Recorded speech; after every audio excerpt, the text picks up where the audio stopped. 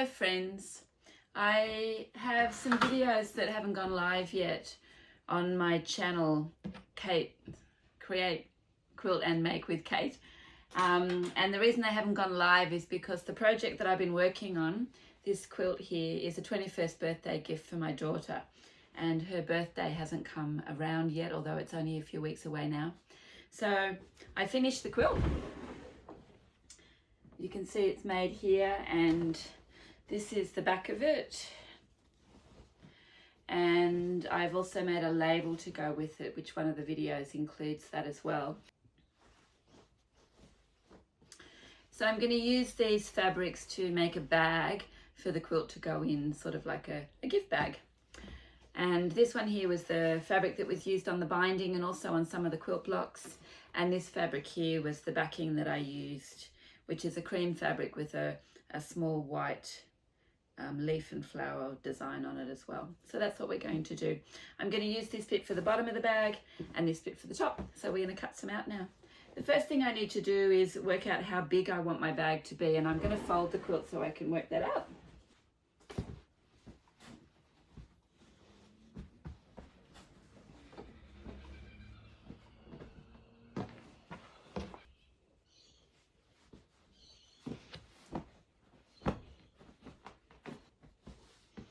So I think sort of maybe that size. And I'm going to make it generous. There's nothing worse than going to put a quilt into a bag and it not being large enough. So when I measure out my bag, I'm going to make it so that it's got a bit of extra space on it. It's just going to be a square bag. All right. So as I said, I'm going to put a 20 centimeter, which is about 8 inches of the red color on the bottom. So I'm going to add seam allowances on for that as well. And then I'm going to put 40 centimeters, which is about 16 inches of the cream color on the top. And I'm adding a little bit that will give me the joining seam and the base and the top turnings as well. So I'm going to go and cut that out and I'll come and show you what it looks like. So I've cut the 2 pieces of fabric now. The red fabric wasn't quite long enough for the amount that I had left on the pieces weren't quite big enough. So I've made another seam here just to stitch on a little bit extra length so that it goes far enough. And then I've pressed that seam because when you stitch them together, they always look nicer when they're pressed. I've cut out the cream fabric as well, and I'm going to stitch those 2 pieces together just as a decorative touch. I'm going to use one of the fancy stitches on my machine to finish the seam. I'm going to stitch it on the outside just to make a decorative effect on the outside of the bag, and I'll show you that once it's done. And checking I've got right sides together, which I do. All right, just bring the machine in.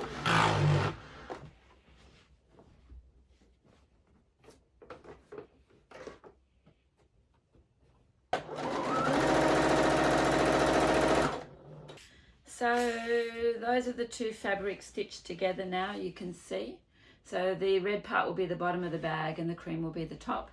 I'm going to press the seam now towards the darker fabric, and then I'm going to top stitch using a fancy stitch.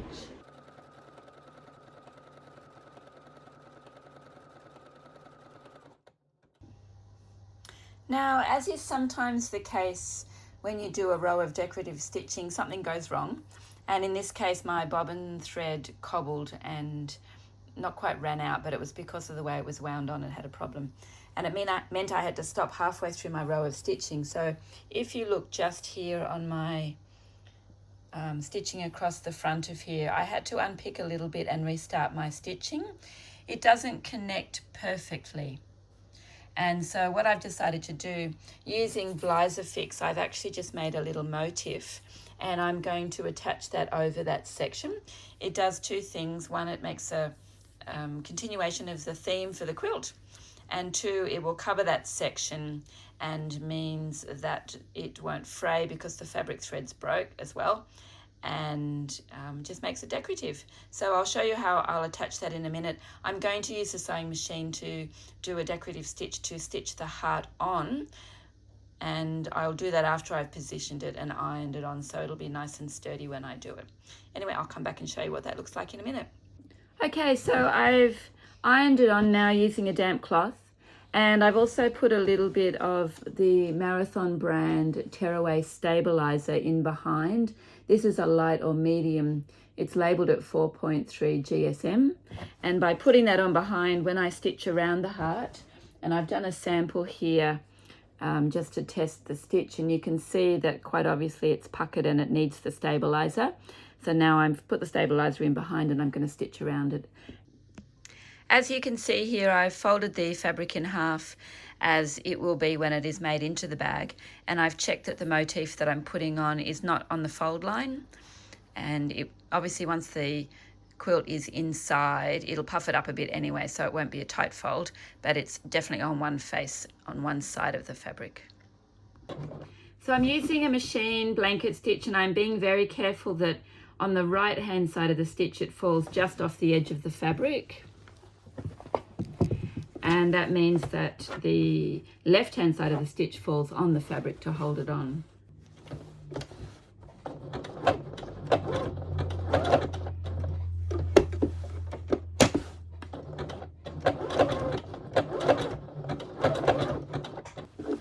So you can see that that's been stitched on and stitched around. And because the Vlizer fix means that the piece of fabric has been permanently glued or adhered to the fabric underneath, it's not going to move, and then the stitches on top just make a nice neat line.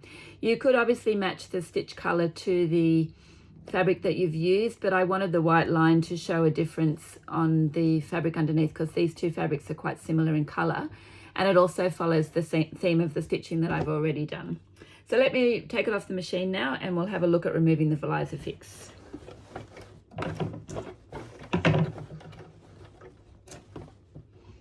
So I'm just going to move the machine out of the way.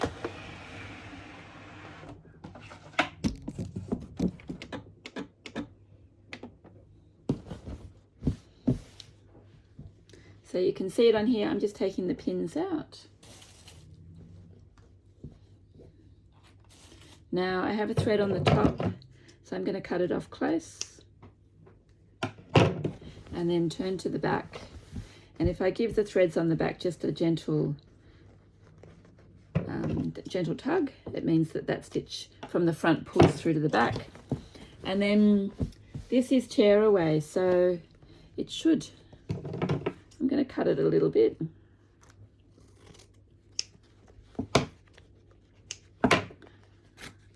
So it does tear, and I'm just going to tear around actually. Yes, once I've started it tearing around the seam line, it comes off fairly easily. I don't want to stretch the stitches, so I'm being a little bit careful. I'm sort of pulling diagonally rather than directly against the grain. And then the ones on the inside,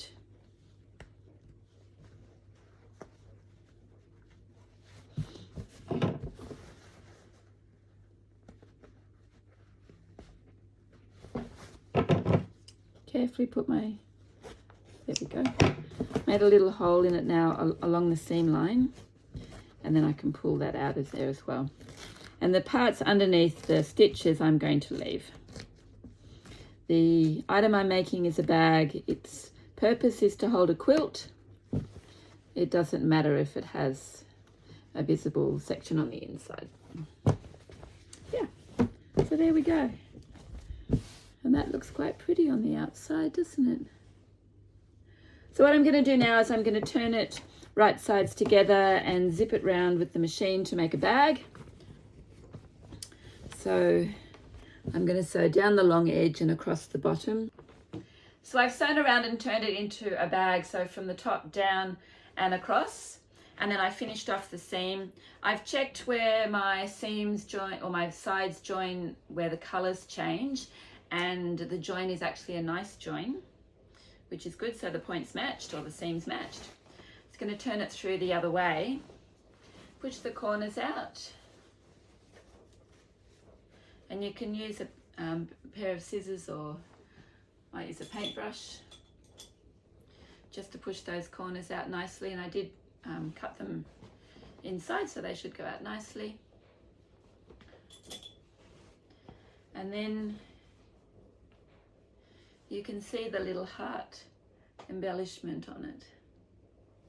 Okay, so the next thing I need to do is I'm going to turn the casing over. I'm going to turn it over 4 centimeters. In inches, that's about 1.5 inches to slightly more than 1.5 inches. And then I'm going to sew off another, or turn under another centimeter.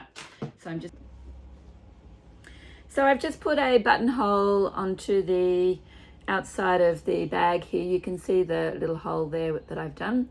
My machine does a 1-step buttonhole, so basically I just line it up in the right position, set the machine up correctly. There's a button that fits into my buttonhole foot, so it makes the buttonhole the right size. If I want a larger buttonhole, I just change it to a larger button.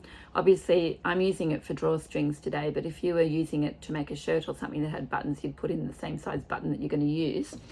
Yeah, so I just put the new foot on, and then I choose the buttonhole stitch. And once I press go with the machine just basically stitches that buttonhole for me, all as one step.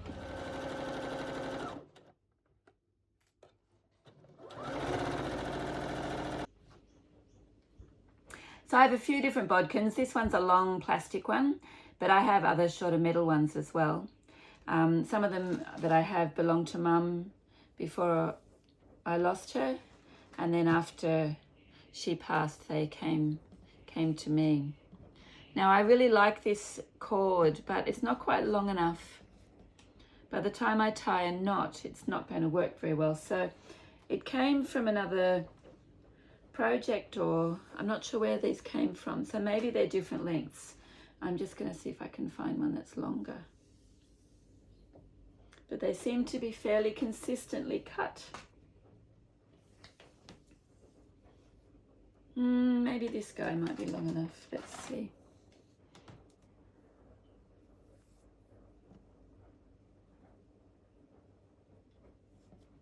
Maybe. Just going to do a test knot and see. There's nothing wrong with a drawstring that's too short for the bag, but you know, I think that's actually going to work. So we'll tie it, or try it, and if it doesn't work, we can take it out and try a different one. But I really like the color of this one on the fabric, and I like the texture. It's sort of a little bit pearly. So to get it through the casing that I've made, I'm just going to insert the end of the cord into the elastic puller, or the bodkin. And then if you remember before we made a buttonhole, I'm just going to poke this into the buttonhole, and then it just gets pushed around. It'll be quick because it's a long one. If you don't have an elastic puller or a bodkin, you can just use a safety pin and pin it to the cord that you're dragging through. And it'll take a little bit longer, but probably only a minute. It's pretty quick putting casing cords in, or drawstring cords in. Okay, remove it from the elastic puller. Hold the ends together. It's going to pull it out so it's nice and flat. And then I'm going to tie these together. I'm just going to use an overhand knot today. Often I'll use a figure-of-8 knot, and I'm going to lie the threads or strands so that they're nice and neat. And it has to be close to the end in this case, because the cord is only just long enough. So let me see. Yeah, so that works. So now our bag is finished. So let me find the quilt.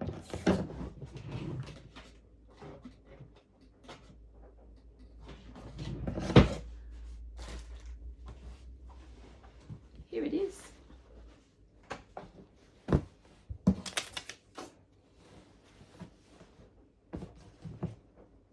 I think we'll put that end in first. So I'm just going to put this over. Hopefully it fits. I didn't actually check. Yes, it fits. And there we go. So the quilt is all done up and ready to head off. So the quilt is all done up and ready to head off to my daughter for her 21st birthday. Happy 21st birthday, Miranda.